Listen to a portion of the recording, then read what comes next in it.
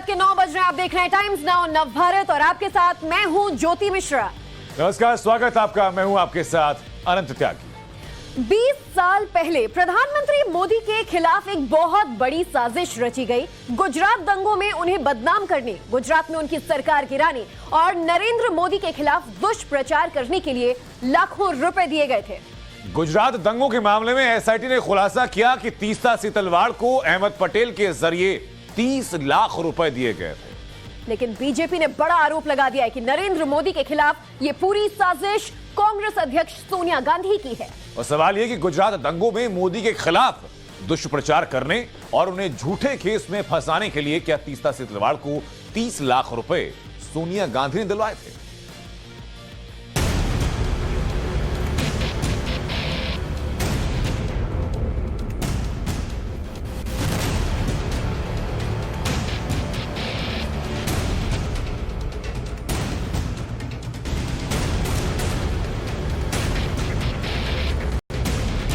जो पहला किस्त गया है वो पहला किस्त 5 + 25 अर्थात 30 लाख का पहला किस्त सोनिया गांधी जी ने तीस्ता सीतलवाड़ को दिया।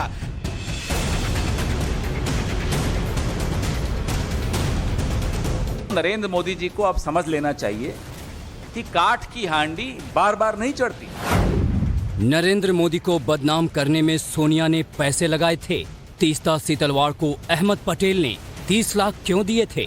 30 लाख और पद्मश्री सम्मान मोदी को फंसाने का इनाम। मोदी के खिलाफ साजिश की परतें खोलने वाला बड़ा खुलासा।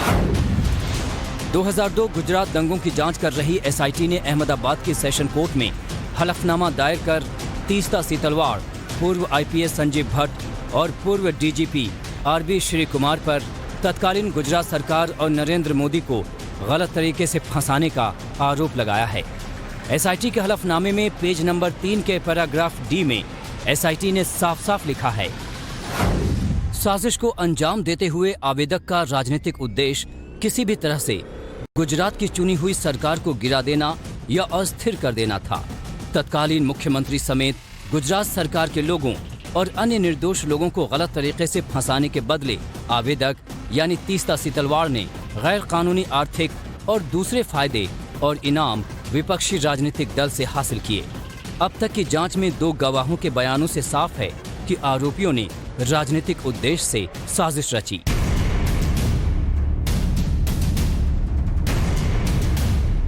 एसआईटी ने माना कि 2002 में गुजरात दंगों के बाद एक बड़ी साजिश रची गई। 2 गवाहों के बयान साबित करते हैं कि कांग्रेस अध्यक्ष के राजनीतिक सलाहकार और राज्यसभा सांसद रहे स्वर्गीय अहमद पटेल के कहने पर आवेदक ने दूसरे आरोपियों के साथ मिलकर साजिश रची। आवेदक शुरू से साजिश में शामिल रही हैं। गोधरा ट्रेन घटना के कुछ ही दिनों बाद आवेदक ने अहमद पटेल के साथ मीटिंग की और पहली ही बार में 5 लाख रुपए हासिल किए। एक गवाह ने उन्हें अहमद पटेल के निर्देशों पर पैसे सौंपे थे। 2 दिनों बाद शाहीबाग गवर्नमेंट सर्किट हाउस में आवेदक और अहमद पटेल के बीच मीटिंग हुई और गवाह ने आवेदक को अहमद पटेल के निर्देशों पर 25 लाख रुपए और सौंपे। जो नकदी दी गई वो किसी तरह की राहत राशि नहीं थी, क्योंकि पूरे गुजरात में राहत सामग्री, खाद्य सामग्री और अन्य जरूरी वस्तुओं के तौर पर गुजरात राहत समिति पहुंचाती थी। तीस्ता सीतलवाड़ ने अहमद पटेल से तकरीबन 30 लाख रुपए लिए थे। पहली बार 5 लाख, उसके बाद 25 लाख, यानी गुजरात सरकार को बदनाम करने का षड्यंत्र जो है वो तीस्ता एंड कंपनी की तरफ से किया गया और यही एफिडेविट में स्पेशल इन्वेस्टिगेशन टीम ने लिखा है। एसआईटी के हलफनामे के बाद बीजेपी ने सीधे सीधे कांग्रेस की अंतरिम अध्यक्ष सोनिया गांधी पर हमला बोला है। बीजेपी ने आरोप लगाया है कि गुजरात दंगों के नाम पर नरेंद्र मोदी को बदनाम करने के पीछे असली चेहरा सोनिया गांधी थी और उन्होंने ही अपने पास से 30 लाख रुपए दिए। पैसे दिए गए और जो पहला किस्त गया है वो पहला किस्त 5 + 25 अर्थात 30 लाख का पहला किस्त सोनिया गांधी जी ने तीस्ता सीतलवाड़ को दिया। अहमद पटेल जी हमारे बीच में नहीं है। अहमद पटेल जी ने तो केवल डिलीवर किया, दिया सोनिया जी ने अपनी तिजोरी से, डिलीवरी की अहमद पटेल जी ने और लिया गुजरात दंगों के दौरान ये तस्वीर भी काफी चर्चा में रही थी। ये तस्वीर कुतुबुद्दीन अंसारी की है। गुजरात दंगों में इसी तस्वीर को दुनिया भर में फैलाया गया, लेकिन अब इस तस्वीर के पीछे की साजिश भी एसआईटी ने अपने हलफनामे में खोल दी है। गुजरात सरकार और उसके वरिष्ठ लोगों को छवि को बिगाड़ने के लिए आवेदक के राजनीतिक उद्देश्य एक गवाह के बयान में सामने आते हैं। 1 मार्च 2002 को कुतुबुद्दीन अंसारी की फोटो एक प्रेस फोटोग्राफर ने ली और कई मीडिया चैनल्स और अखबारों में प्रकाशित की गई। गवाह ने कहा कि आवेदक के कहने पर एनजीओ सीजेपी का संयोजक रईस खान पठान उससे मिला। वो और उसका परिवार पहले मुंबई ले जाया गया और फिर कोलकाता ले जाया गया और कई मौकों पर उसे मीडिया चैनल्स के सामने पेश किया गया। गवाह ने कहा कि याचिकाकर्ता ने न सिर्फ बड़ा फंड हासिल करने में उसके फोटोग्राफ और इंटरव्यू का इस्तेमाल किया, बल्कि गुजरात सरकार को बदनाम करने में उसका इस्तेमाल किया। एसआईटी ने जो बात कोर्ट के सामने दिए हलफनामे में कही है, ठीक वही बात कभी तीस्ता सीतलवाड़ के साथ काम करने वाले रईस खान भी कह रहे हैं। अहमद पटेल से हमारी मुलाकात जो है वो 2002 में दंगों के कुछ दिनों बाद ही हुई थी। सर्किट हाउस शाही बाग के अंदर जो पुराना सर्किट हाउस है उसमें मुलाकात हुई थी। हम वहां पर गए थे, अहमद पटेल से हमारी मुलाकात हुई थी और अहमद पटेल से दंगों के बारे में तीस्ता सीतलवाड़ की बहुत काफ़ी देर तक बातचीत चर्चा चलती रही और बातचीत होती रही।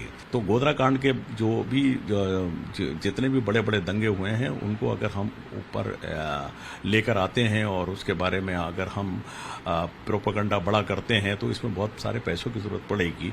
तो वो पैसे हमें अगर नहीं मिल सके तो हम इसको आगे कर नहीं पाएंगे। तो अहमद पटेल ने उस समय ये कहा कि आपको फंड की कोई कमी महसूस नहीं होने देंगे हमारी तरफ से और आपको जितना भी पैसा चाहिए हम उतना उस वक्त पैसा आपको मुहैया कराएंगे। आपने रईस खान को सुन लिया। रईस खान कभी तीस्ता सीतलवाड़ के साथ काम करते थे, लेकिन अब खुद ही तीस्ता की साजिशों का खुलासा कर रहे हैं। एसआईटी ने अपने हलफनामे में एक गवाह के बयान का जिक्र करते हुए दावा किया है कि गुजरात दंगों में साजिश वाली थियरी प्रोजेक्ट करने के एवज में ही तीस्ता सीतलवाड़ को 2007 में पद्मश्री अवार्ड मिला था। जांच अधिकारी के सामने एक गवाह ने कहा है कि आवेदक की दुर्भावनापूर्ण और अफसोसजनक कोशिश, मुकदमों और उसकी टीम ने निर्दोष लोगों को फंसाने के लिए जो प्रयास किए और साजिश वाली थियरी को प्रोजेक्ट किया, उसके बाद आवेदक को भारत सरकार ने 2007 में पद्मश्री दिया। ये सब जो षड्यंत्र कर रही थी, जो मैलिशियस काम कर रही थी तीस्ता सीतलवाड़, इससे प्रसन्न होकर, अति प्रसन्न होकर सोनिया जी ने पद्मश्री दिया 2007 में तीस्ता सीतलवाड़ को। केवल पैसे नहीं, पद्मश्री भी दिया गया। एसआईटी की रिपोर्ट ने तीस्ता के साथ साथ 2002 में गुजरात में आईपीएस रहे संजीव भट्ट और डीजीपी आरबी श्री कुमार की साजिशों का भी खुलासा किया है। यहाँ ये नोट करना जरूरी है कि तत्कालीन ADGP armed unit R Sreekumar और तत्कालीन राज्य खुफिया ब्यूरो के डीसीआई सुरक्षा संजीव भट्ट से आवेदक की मुलाकात का संबंध किसी राहत कार्य से नहीं था, क्योंकि ये अधिकारी किसी राहत काम में नहीं लगे थे। 2 गवाहों के बयान ये उजागर करते हैं कि दंगों के 4 महीनों बाद आवेदक और अन्य आरोपी संजीव भट्ट अहमद पटेल के दिल्ली वाले घर पर उनसे गुपचुप तौर पर मिले थे। एसआईटी के हलफनामे और बीजेपी के आरोपों पर कांग्रेस ने जवाब दिया है। कांग्रेस एसआईटी के हलफनामे को हिंदू मुस्लिम करने की साजिश से जोड़ रही है। नरेंद्र मोदी जी को अब समझ लेना चाहिए कि काठ की हांडी बार बार नहीं चढ़ती। हर बार चुनाव आता है तो आप कभी किसी मुस्लिम नेता का नाम जरूर लाएंगे। आपको 8 साल में आपने कोई अच्छा काम नहीं किया जो दिखाकर आप जीत सके अगला चुनाव। हर बार आपको पाकिस्तान की शरण में जाना होता है, हर बार आपको हिंदू मुसलमान करना होता है। एसआईटी के हलफनामे में कांग्रेस के राज्यसभा सांसद रहे अहमद पटेल पर भी संगीन आरोप हैं। अब वो आरोपों पर सफाई देने के लिए इस दुनिया में नहीं हैं, लेकिन उनकी बेटी मुमताज ने आरोप लगाया है कि गुजरात चुनाव के कारण ये मनगढ़ंत कहानी रची गई है। He's not around to defend himself, and this is typical. It's Gujarat election again. Every 5 years, whenever there's election around the corner in Gujarat, some new controversy pops up. So, I guess we saw it coming. 2002 में हुए गुजरात दंगों की files अब 20 साल बाद 2022 में खुल रही है। और एसआईटी के हलफनामे से जो भी खुलासे हो रहे हैं वो बेहद हैरान करने वाले हैं। पिछले दिनों सुप्रीम कोर्ट ने भी एक याचिका पर फैसला सुनाते हुए कहा था कि गुजरात के कुछ असंतुष्ट अफसरों, एनजीओ, कुछ राजनीतिक ताकतों ने गुजरात दंगों के नाम पर झूठे सबूत गढ़े। एसआईटी का हलफनामा और सुप्रीम कोर्ट का फैसला उस गैंग के लिए बड़ा झटका है जो वर्षों से गुजरात दंगों को लेकर भ्रमजाल फैलाने में जुटे हुए थे। अहमदाबाद से अमित राजपूत के साथ ब्यूरो रिपोर्ट, टाइम्स नाउ नव भारत। और पीएम मोदी के खिलाफ इस बड़ी साजिश का एक और गवाह मिला है। मोदी को फंसाने की साजिश में जिस तीस्ता सीतलवाड़, आरबी श्रीकुमार और संजीव भट्ट के रोल की जांच हो रही है, उन तीनों पर एक और शख्स ने आरोप लगाए। उस शख्स का नाम है अशोक परमार, जिसे गुजरात दंगों का पोस्टर बॉय बनाया गया था। अशोक परमार का कहना है कि तीस्ता सीतलवाड़ और संजीव भट्ट ने उनकी तस्वीर का गलत इस्तेमाल किया और बिना सच्चाई जाने उनको दंगाई बना दिया।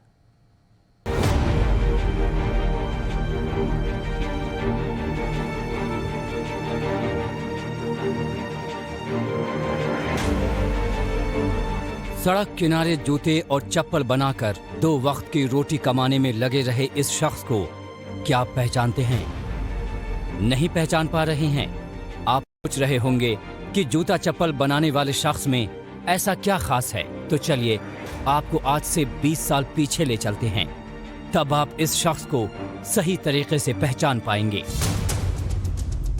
साल 2002 में हुए गुजरात दंगों के दौरान इस तस्वीर ने सबका ध्यान खींचा था। इस शख्स को गुजरात दंगों का पोस्टर बॉय कहा जाने लगा था। 20 साल बाद ये शख्स अब ऐसा दिखता है। ये है अशोक परमार, वही अशोक परमार जिनकी तस्वीर 2002 गुजरात दंगों के दौरान अखबारों और मैगजीन के पन्नों में थी। गुजरात दंगों को लेकर दुष्प्रचार में भी इन्हीं की तस्वीर पेश की जाती थी। आज अशोक अहमदाबाद में सड़क किनारे जूते चप्पल सिलते हैं और उसी से अपना जीवन चलाते हैं। गुजरात दंगों में इन्हें दोषी बनाकर पेश किया गया। अशोक पर कोर्ट केस भी चले, लेकिन दंगों में उनकी बेगुनाही साबित हुई और वो सभी दोषों से मुक्त हो गए। हालांकि उन्हें इस बात का मलाल है कि उन्हें विदेशी मीडिया और कुछ एनजीओ ने विलन बना दिया था। फोटो आपका माथे पे पट्टी, हाथ में त्रिशूल, दंगाई बताए गए थे। त्रिशूल बोल रहे हैं ना, वो त्रिशूल था ही नहीं। आप फोटो ध्यान से देखो, सिर्फ वो लोखंड का आयरन का एक टुकड़ा ही है, वो कोई त्रिशूल भी नहीं थी या तलवार भी नहीं थी, ऐसा है। नहीं, यानी वही वो फोटो आपका जो रॉड के साथ बताया गया हुआ फोटो, कितना यूज हुआ उसका? उसको तो बहुत यूज किया है, पूरे हिंदुत्व के चेहरे के रूप में उसको यूज किया है ना मीडिया ने। पूरे देश दुनिया में सब जगह मेरा ही तस्वीर टाइटल में दिखाते थे। जैसे कि मेरे फोटो के पर्सनल कभी कुछ नहीं लिखते थे वो, लेकिन हिंदुत्व के चेहरे के रूप में दिखाते थे। ऐसा बहुत उपयोग किया। किन लोगों ने आपको बहुत बड़ा दंगाई बता दिया? इतना बड़ा दंगाई आपको बताया, उसमें कौन कौन का हाथ था? सबसे बड़े जो दंगे हुए और दंगे में जो मेरी तस्वीर यूज हुई, उसमें खास तौर पे अंग्रेजी मीडिया और एनजीओ वाले ने गलत यूज किया है, बहुत यूज किया है। जैसे कि आरबी श्रीकुमार है, तीस्ता सीतलवाड़ है, संजीव भट्ट है, जितने भी एनजीओ वाले थे उन लोगों ने मेरी तस्वीरों को बहुत गलत यूज किया है। क्योंकि मेरी तस्वीर को कुतुबुद्दीन अंसारी की तस्वीर के साथ में जोड़ के वो लोगों की भावनाएं भड़काते थे। अशोक ने अपने बयान में तीस्ता सीतलवाड़, संजीव भट्ट और आरबी श्रीकुमार का नाम लिया है। अब गुजरात दंगों की जांच कर रही एसआईटी के हलफनामे में इस तिकड़ी के कारनामे सामने आए हैं।